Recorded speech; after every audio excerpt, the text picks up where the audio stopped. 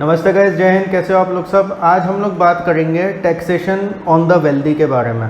अब ये taxation on the wealthy क्या है, ये आप लोगों ने बहुत बार सुना होगा कि बहुत सारे लोग ये बात करते हैं। स्पेशली मैंने देखा मिडिल क्लास और लोअर क्लास वाले जो लोग होते हैं वो यूजुअली ये बात करते हैं कि गवर्नमेंट को जो है, और मैं यहाँ पे केवल इंडिया की बात नहीं कर रहा हूँ, मैं यहाँ पे पूरी दुनिया की बात कर रहा हूँ। बिकॉज ये जो चीज़ है ये पूरी दुनिया में बहुत ज़्यादा कॉमन है। सब लोग ये सोचते हैं कि भाई अगर हम लोग जो वेल्दी लोग हैं, जो बहुत ज़्यादा अमीर लोग हैं, उन पे अगर हम ज़्यादा टैक्सेशन वगैरह करेंगे तो उससे जो है देश का बहुत उद्धार होगा, उससे जो है देश बहुत आगे बढ़ेगा। अब मैं आपको पहले तो एक चीज़ बता दूं कि ये जो चीज़ है ना, ये पूरी तरीके से सही नहीं है। अब ये क्यों नहीं है, इसके 5 रीज़न्स है, वो मैं आज आपको बताऊँगा। पहला रीज़न इसका ये होता है कि गवर्नमेंट ऑनेस्टली सारे काम करे वो ज़रूरी नहीं होता है। देखिए, मान लीजिए किसी गवर्नमेंट ने अपनी जो भी वेल्दी क्लास है उनके ऊपर बहुत ज़्यादा टैक्सेशन वगैरह लगा दिया, उनको टैक्स भी मिल गया, बट क्या गारंटी है कि जो गवर्नमेंट को जो टैक्स मिल रहा है वो उसी टैक्स को जो है मिडिल क्लास और लोअर क्लास के वेलफेयर के लिए यूज़ कर रही है। बहुत सारे ऐसे भी गवर्नमेंट्स हैं, जैसे आप अफ्रीका के नेशंस देखो अगर आप, या फिर साउथ अमेरिका साइड वगैरह देखो, तो बहुत सारे ऐसी कंट्रीज़ हैं जहाँ पे टैक्सेशन का जो भी पैसा आता है, वेल्दी से छोड़िए जो नॉर्मल लोगों से भी जो आता है, वो सारा करप्शन और ब्राइबरी और इन सब चीज़ों में पूरा बर्बाद हो जाता है। उन देशों की क्या हालत है मेरे को शायद बताने की अब ज़रूरत है नहीं। दूसरा पॉइंट होता है टैक्सेशन पॉलिसीज़। अब देखिए, कभी कभी क्या होता है, बहुत सारे मैंने ऐसे देशों में देखा है कि लोग कहते तो हैं कि हम वेल्दी पे टैक्स लगाएं, हम वेल्दी को ज़्यादा पीनलाइज करें just because they are wealthy, ये कुछ लोग कहते हैं। बट आप मेरे को एक चीज़ बताइए, अगर आपके देश में टैक्सेशन लॉज ही ऐसे हैं जो आपके बड़े बड़े वेल्दी लोगों को वो कर रहे हैं, फेवर कर रहे हैं, या फिर आप जो बड़ी बड़ी कंपनीज़ हैं उनको टैक्स ब्रेक्स दे रहे हैं, या फिर टैक्सेशन उनसे कम वो कर रहे हैं, तो आप क्या कर लोगे उसमें। बहुत सारे ऐसे देश हैं जहाँ पे टैक्सेशन के जो लॉज हैं वो ऐसे हैं कि जो वेल्दी इंसान होता है उसको ज़्यादा फ़ायदा होगा। तो ऐसे देशों में आप चाहे कह भी दो कि भाई हमें वेल्दी पे ज़्यादा टैक्सेशन लगाना चाहिए, तब भी जो है कहीं ना कहीं टैक्सेशन पॉलिसीज़ में ही ऐसी चीज़ें होती हैं कि जिसकी वजह से उसका कोई फ़ायदा नहीं होता है। तीसरा पॉइंट होगा कैपिटल गेंस टैक्स।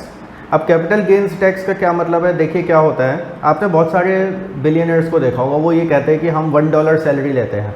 बहुत सारे मैंने देखे, बहुत सारे हमारे वो हैं टेक बिलियनर्स कह लो आप, ये बहुत सारे वो हैं वेल्दी लोग हैं जिनको हम फोर्ब्स की लिस्ट में जिनका नाम आता है, जो बहुत ज़्यादा वेल्दी होते हैं। बहुत सारे ये कहते हैं कि हम अपनी कंपनी से $1 की सैलरी जो है वो करते हैं, विड्रॉ करते हैं।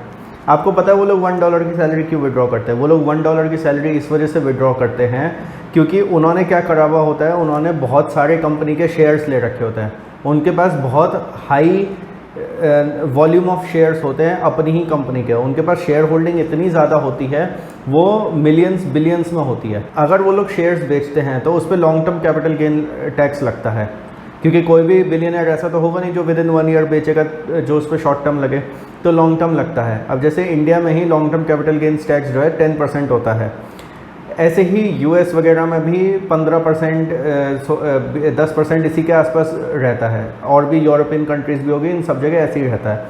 तो अब आप एक चीज़ बताइए, आपने जो है अपने बिलियनर्स पे टैक्स लगा दिया कि भैया तुम्हारी इनकम जो भी होगी हम उस पर 30% टैक्स लेंगे, 40% टैक्स लेंगे।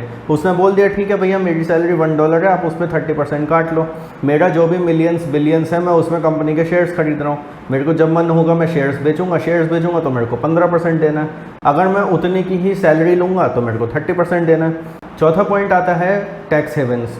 अब टैक्स हेवन्स के ऊपर मैं एक डेडिकेटेड वीडियो ऑलरेडी बनाया हुआ है मैंने इस वाले चैनल पे, बट मैं आपको शॉर्ट में बता देता हूँ टैक्स हेवन्स होते क्या हैं। टैक्स हेवन्स ऐसी कंट्रीज़ होती हैं जहाँ पे टैक्स के जो लॉज हैं वो बहुत ज़्यादा या तो ज़ीरो होते हैं, या फिर 2 या 3% होते हैं, 5% होते हैं, ऐसे होते हैं।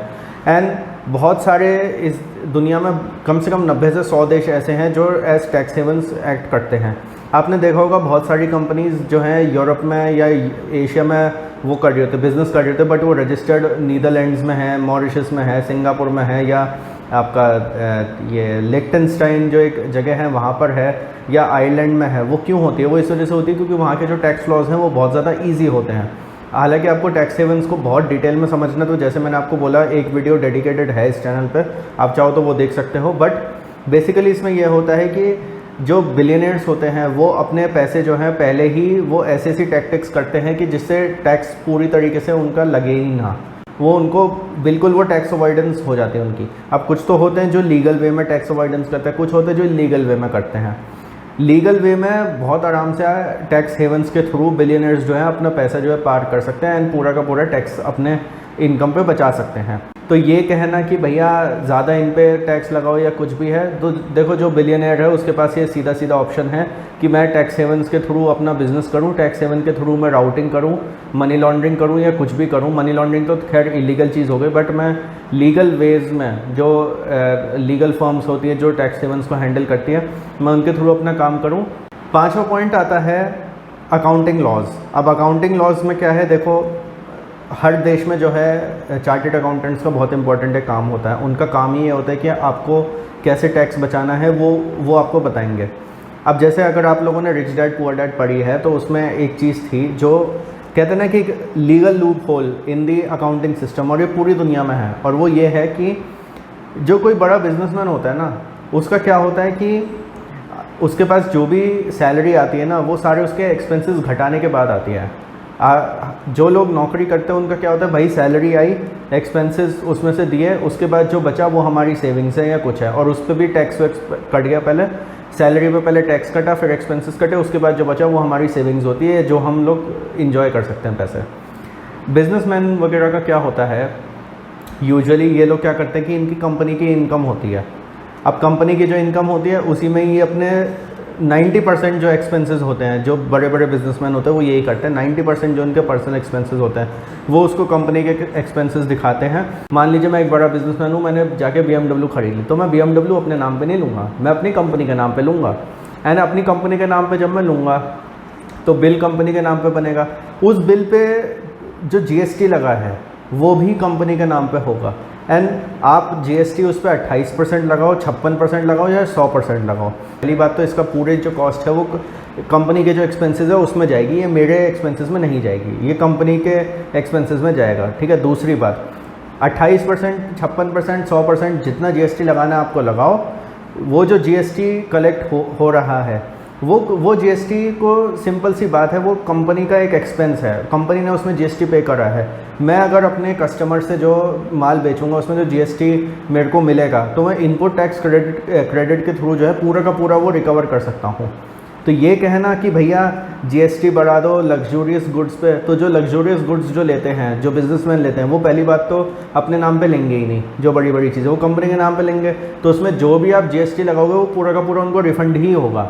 तो गाइज़ ये 5 पॉइंट्स थे जिससे मैंने आपको समझाने की कोशिश करी है कि टैक्सेशन ऑन द वेल्दी ये क्यों एक बेकार कंसेप्ट है, क्यों ये एक यूज़लेस कंसेप्ट है। क्योंकि देखिए हम चाहे कितना ही कह लें GST बढ़ा लो, उसका मैंने आपको इलाज बता दिया, सैलरी पे टैक्स बढ़ा लो, उसका मैंने आपको इलाज बता दिया। उसके अलावा आप उन पे अलग अलग तरीके से वो करने की कोशिश करो कि भाई रूल्स एंड रेगुलेशन, तो वो भी मैंने आपको बता दिया। भाई देखो गवर्नमेंट भी जो है उसको भी कुछ वेल्थ क्रिएटर्स चाहिए ताकि जॉब्स क्रिएट हों, और कुछ का ये भी होता है कि भैया GDP में ज़्यादा नंबर दिखाने के लिए कुछ बिजनेसमैन को आपको ऊपर उठाना पड़ता है। तो गाइज़ आपका क्या कहना है इस टॉपिक के ऊपर कि वेल्दी लोगों के ऊपर टैक्सेशन ज़्यादा लगाना, क्या ये यूज़फुल है, नहीं है, इसका कोई फ़ायदा होता है, नहीं होता है? आपका क्या कहना है प्लीज़ कमेंट करिएगा। Like this video, share it with all your friends. Thank you for watching the video.